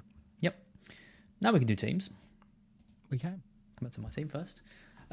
So as always, I do my team selection on Scout, so I don't want to bore people who've already seen that video potentially, so I won't spend too much time on this. But essentially my team is Kepa in goal. I'm between Tarkowski and Trippier. I think they both concede. I think Trippier could get a free kick goal. I think Tarkowski could get a header from a free kick. But then I think, logically speaking, I think Everton have got a slightly higher chance of a clean sheet than Newcastle. So I think Forest score in that. But I'm probably going to play Tarkowski, I think. Yeah. I think we said we've only one game we haven't scored in home. Yeah. Spurs, isn't it? I think we do score, but he's going to be a threat from set pieces. So I think, I've got the same dilemma. Yeah. So you're going to replace Bueno with your man Henry, are you? Yeah. So I think with Bueno coming out for Henry, I think that's a pretty solid. That puts me in a pretty good nick actually. My double Newcastle defence, I'm glad I kept on with, because they've got the doubles coming up with Henry and Zinchenko. I think that's a decent defence. Really, there's nothing. If I was wildcarding, it would be probably something quite similar. Obviously not with Tarkowski, but no major kind of changes there. So yeah, Bueno to Henry is an easy move for me. And then the rest of my team, I'm just really happy with. There's no kind of part of me that wants to wildcard these players out. Salah, Saka, Rashford, Odegaard, Matoma, Haaland, Kane. How are you set up for 27 then? So 27, you're going to get another one in, are you, to go 3? Yeah. Or are you going to take a hit for 4? Yeah, I'll probably just do Nonto to Ferguson for 27. Oh, are you? Yeah. You think Ferguson will get both games? I think he has to. I just think he's light years ahead of our other strikers. I think he gets significant minutes anyway. And then for 28, how many have you got? Because obviously you're 3 Brighton won't play. Yeah. 2 Brighton won't play. Yeah, 2 Brighton won't play. But yeah, I've worked it out, and I seem fine. I mean, I could not get Ferguson and keep the 2 transfers, and then I've actually got another. Basically, I can get a full team out in 28 with no transfer. I think if I get Ferguson, I might have to then do a hit to shift things around a little bit. So even though it would be Nonto to Ferguson for 3, I think it would then probably mean a hit for 28 to get a full team out. But then in 29, I'm fine. Like, I'm absolutely fine. It'd just be a bench boost in 29 with this team. So you bench boost with what, Saka, Odegaard, and Haaland on the bench? Yeah. Does Ward double? I can't remember. He does. Yep. So you got 2 double keepers. Yeah. Not a bad bench, is it? And then you'll have 11 doublers and 11 doublers. Yeah. And 3 mine, strong single game weeks. Yeah, mine could be the same. I would. I mean, it depends how many. I mean, I was going to go into 27 with 4, but that would mean taking a hit. If I settled for just the 3, I wouldn't have to take a hit. I need to look at it. I guess we'll discuss it and bring my team up. But yeah, I mean, I can understand why you're not doing it. And then what? You're just going to take the wild card forward and just not think about when you use it at the moment. No, I'll probably use it in 30. Like the strategy. I mean, it depends. It just depends. If I look at my team, I just think there's no one that I'm desperate to own that I don't have, and I haven't got any major weaknesses in my team that I need to address. I'll just keep it and save it because, you know, I want to be making at least 3 or 4 like what I think is good forward changes before I debate it. And I'm just not really sure I could do that at the moment. I mean, Tarkowski's not ideal. I'd rather have a Brighton defender. But it's the fact I've got Kane. I've already got Kane in there. I haven't got to be shifting all my team around like a lot of people are doing. And I can see why, if you want him and you're looking at a -4, -8, and you're not sure when you're going to use the wildcard later on, it makes sense just to use it to bring him in and target these Brentford and Brighton doubles. So like I keep saying, I completely get why people are using it. I just think my team is set up fine. So I'm not going to... Yeah, and you're not worried that you're only going to have 3 in 27 where the wildcarders will have 6 and you might not have a great 11 in 28. It's Brentford and Brighton. I know. This, you know what I mean? Like, yeah. Defensively, they could both concede in both of those. They're not going to get 3, 4, 5 goals in both games, you know, in each game. They might cross them. I don't know. I'm not too worried about it. I think if I have Henry, Matoma, and then one other one, Tony is going to be the only player that I'm really worried about. Yeah, the team looks really good. I mean, in any other scenario, I don't think it'd even be a consideration. But you know, I look at my team and it's not awful either. This bring is it yours. up and I'll go through it. It was, you know, I was looking all right for this period, so I think the Stupinan will be fine. So I'm going to start. Yours needs it more than mine. It does because I've got Nketiah. But if I move Nketiah to Tony, Trent and Ake and Pereira, really, who isn't ideal. I guess so. And Edison. Yeah. Well, I think like there's no talk of Laporte being fit yet, is there? So I think Ake could play against Newcastle. I'd have to. It depends on the team news. Yeah, I mean, I'll believe it and see. If Laporte's fit, then that takes Ake out, and then I've got to play Tarkowski. And if Stupinan's a doubt, then that'll probably trigger it. Yeah. I don't really want to play Trent, so it's between him and Tarkowski at the moment. But if I don't have that, you know, it's just picking the Everton player against Forest. I probably will go. No, I don't know. I probably will go Trent because I do think they will get a goal or two in the game. I like owning Trent in any game, even though the clean sheet's not possible. And then Nketiah's got to go to Tony this week anyway. I probably won't wildcard this week, depending on team news, and then wildcard next week if I was going to do it. Because I think like one extra week of information might be what you need. Yeah. Might give you that little bit of advantage. And I don't think, unless Ake's not going to play, I need to wildcard this week myself if I'm doing Nketiah to Tony, which I will do, sure. Yep. Yeah. Will he do it or won't he? Let us know in the comments. No, I don't think I'm going to do it this week. Unless Stupinan's out and Ake looks like he's not going to play, then I probably will have to, I think. Yeah. I think that's fair enough then. There'll be enough then to make me think I'll go early. I don't think like there's any kind of urgency to press the trigger now and get price rises, luckily. No. I mean, I think it's only Raya that's gone up out of all the players this week. But I saw some people celebrating that, which I love that. That's genuinely what I love most about FPL Twitter. Like, oh, I got my Raya price rise. It shows you late wildcarders. I know what'll happen though. If I do wildcard this week, I'll take Johnson out because he probably isn't the one I want to take forward. It probably will be Watkins or Kane, but then he'll score against Everton, won't he? I know he will. I know he'll score against Everton. So I almost want to give it this week and then wildcard next week if I'm going to do it. Are you doing the member stream tomorrow on Scout? Yeah, so we'll be on that together. Right, so we'll be going through all this again. Yeah, and you'll be like, I've wildcarded. No, maybe. Yeah, it depends on the team news. Yeah, I mean, it's not going to take much to trigger it. Like you say, like, there's a couple teetering there in terms of, I don't mind playing Trent against United because I think like he could have an assist in him.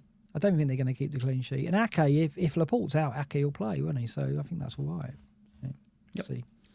Okay, we'll just finish up now. BlackBox League, we've got a new first place with a huge score this week of 116 points. Ali Jahangirov, who moves from second place to first place and is now 30 points ahead of Andrew Shaw, who's led for so long in this league. Andrew's in the chat, of course. Let me just check where Ali is, because that is a massive rise. Ali is now 4th in the world. Wow. In fact, I might have ourselves a winner. retweeted something from Ali earlier because I saw him tweet that, and I was really impressed. Yeah, I saw that. I saw Yeah. the tweet on him. Yeah. Massive. No, because I think congrats. it was Vagaboli who tweeted him. I think he got like a massive 116 points. Yeah, fantastic. Fourth in the world. Incredible. Interesting. His chep strategy. Gone a bit early though, hasn't he? He'd want that with 2 or 3 game weeks to go. Going early means he's got to hold on to it. But yeah, best of luck. His game week ranks are incredible. Since game week 20, a 200k, a 300k, a 26k, 175k, 500k, 170k. That's ridiculous. That is like to get that level of consistency. It's funny because it was. I think it's. I can't remember who online has done well since the restart, but I've seen a few managers who have really flown since the restart. There's something about. Obviously, we had that wild card or the refresh that. Some people have just been able to hit on a setup and then go for a set of transfers that's just transformed their season. I've had a good second half. I think I'm like 140k in the second chance league, but some are just gone from being like where I was to like 100k. It's like it's really crazy. It's never over. No, but the restart really did. They weren't joking when they said second chance. It has turned out to be that, which is somewhat of a surprise, but it really has. Yeah. It's quite because I'm 400k in the second chance thing. I'd be happy with that. If this was the beginning of the season and we were 8 weeks in, something like that, I'd be quite happy with 400k. But Andrew Shaw is 40th in the world, something like that. So that's a good 48th. 40 is not bad, is it? Yeah. Then we've got you get a chance to make a run at the end. Yeah, exactly. Yeah. Mark Bleakley, Alex Keating, and Tom Apperdale, 3rd, 4th, and 5th. Then we've got some new risers because, as I said, it was a big week for quite a few people. So all the following scored in the 90s and above. Tejas Joshi in 6th, Alex Jones in 7th, Ricardo Ricketts in 8th, Carol H. Knorr in 9th, and Victor Sundal in 10th. Big scores for a lot of them. And Andrew the lowest, I think, in the top 10 with just 80. Even we outscored you, Andrew. Pull your finger out, Andrew. What are you doing? Pull your finger out as in 48th in the world. Yeah. Something a little bit different just to end the show. I had an email from a listener and viewer of BlackBox. This is from Miles Edward. He runs the Gathimba Edwards Foundation, which is a charity based in Kenya, which gives education to disadvantaged children, basically, in Kenya. So what you can do is you can sponsor a child effectively and pay for their education over there. So if you're looking to do something amazing and, in a world which is full of crappy people and crappy things and terrible stuff going on all around the world, this is a lovely charity. And big credit to Miles Edwards for running and maintaining this. I want to just give it a shout out. So just go to gathimbaedwardsfoundation.org for more information and see how you can get involved. Excellent stuff. Yeah. Lovely. That's it. That's it. I'll try and cheer up.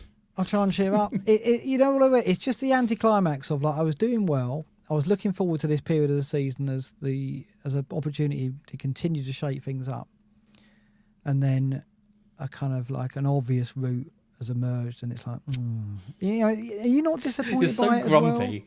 as well? Are you not a little bit disappointed that it's turned out like that? Because it looked like we were going to have like 34 could be big, 37 late changes. Like there's still every chance of like having those game weeks that just turn the ranks upside down. But now I look at it and think we've just all got to have this procession to the end now. I think because I'm not wildcarding, and I'm so set on not doing it, I'm in a bit of a different, maybe different position to you are, because I just see everyone wildcarding into the same team and thinking and hoping that when I do it in 30, I'm going to have a few difference makers, That's it, yeah. And I just don't know if I can risk holding on to that hope. Yeah. If I were you, I would wildcard that team. Yeah, and it's disappointing, isn't it? It is. Disappointing. I'm gutted a bit because I just don't want to toe the line. And I don't want to do what I said I wouldn't do, which is buy into a strategy of 3 or 4 game weeks and think that's all going to work out and then watch it gradually unravel. You love doing that. Honestly, if it happens again, well, we'll see. I think I'll try and resist. If the team news goes my way, I'll try and resist for this week and then see how I feel next week. Yeah. And see if there's any advantage to that. But I do think it's kind of inevitable. I think the way it's fallen is just a bit unfortunate. Yeah, it's disappointed me anyway. But you know, I'm always trying to like find disappointment in the game, and then it sometimes surprises me and doesn't turn out that way. So I hope it's that way. What can go wrong for the people with free Brentford, free Brighton, and Ollie Watkins up front? Yeah, I know. And I'm definitely getting Reece James. I'll get him in now for the game week in 29. That'll work. Reece James and Maddison. Yeah, Tony gets banned. Maddison gets injured. James misses out. It could all go. I know. It could all unfold, couldn't it? Yeah. And I see it, but I can also see the temptation as well. So... yeah, I don't know. I'll cheer up. See if I've cheered up by tomorrow night's members stream. Right? Yeah. Good luck to everyone in the chat. Thank you all for watching. We had about 1,400 watching live today. If you haven't subscribed to the channel, come on, subscribe. We're not to always us. moaning. Come on, we're normally upbeat. we're 1,000 subscribers away from 30k from Suits, which would be amazing. So yeah, do like the stream if you haven't already. 250 likes. Got 1,200 people still watching now, and only 200 likes. So do give us a like. Thank you for staying with us. Feed the algorithm. Feed it. Yeah. Hit subscribe if you're new around here, as Andy would say. Absolutely. Yeah.